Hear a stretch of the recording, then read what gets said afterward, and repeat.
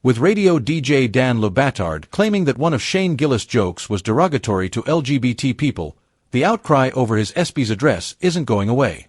During his address at the glamorous event in Los Angeles earlier this week, Gillis made jokes about Jeffrey Epstein, Caitlin Clark, and Megan Rapinoe. However, the joke about Karl-Anthony Towns of the New York Knicks was the one that most annoyed Le Batard.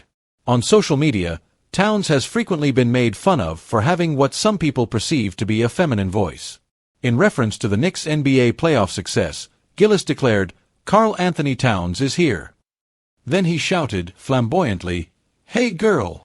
On his show, Le Batard responded to the joke by shooting Gillis down, saying, "The point is just to stand on the edge. Be controversial for the sake of provocating. Hey girl is Karl-Anthony Towns. What about that is clever? How do gay people feel about that? What does Karl-Anthony Towns think of that?" Le Batard's remarks are similar to those of another former ESPN reporter, Sarah Spain. The jokes Gillis made about Rapinoe and Clark seemed to enrage her more. Regarding the former USWNT soccer captain, Gillis remarked, "Megan Rapinoe couldn't make it tonight. Nice," before continuing, "No. Are we going to act like she's having fun? Okay.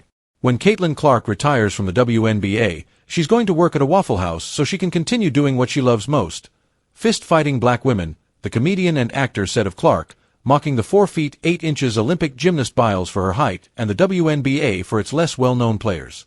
In a year of women's sports' explosive growth, she wrote on X, "Selecting an ESPYs host who doesn't even attempt to make clever jokes about women athletes, he at least attempted for the men, instead resorts to hacky, no one recognizes the WNBA bits, pine is a bad time, and constant insults to black women."